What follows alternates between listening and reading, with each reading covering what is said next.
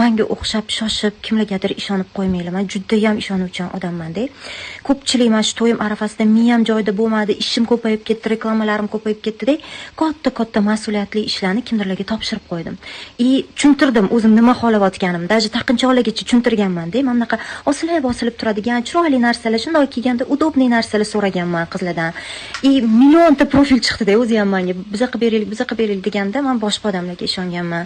Qo'ynilarimda ham shunaqa bo'lganman. Men bunaqa xohlayapman, men bunaqa fason xohlayapman, men bunaqa material xohlayapman deganimda, men bunaqasi yaxshi bo'ladi, bunaqasi yaxshi bo'ladi. Siz menga ishonavering, men o'zim zo'r qilib beraman, deyishdi-da.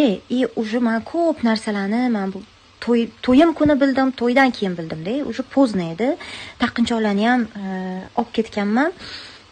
Xorazmda ko'rganman, shu menga mos tushmaganlarini. Yaxshi ham Pari mana bunaqa qo'ynichalar bergan. Bironta mana shunaqa qo'yni o'zim qilmaganman-da. Chunki ikkita dizaynerga topshirib qo'yganman shunaqa qo'ynilarimni. Ishonasizlarmi, yo'qmi? Kelmadi shu qo'ynilarda.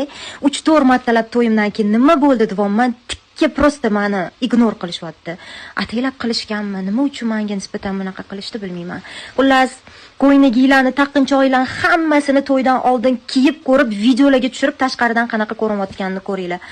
Menga o'xshab xato qilib qo'yishinglar mumkin. Keyin afsuslanib yurasizlar.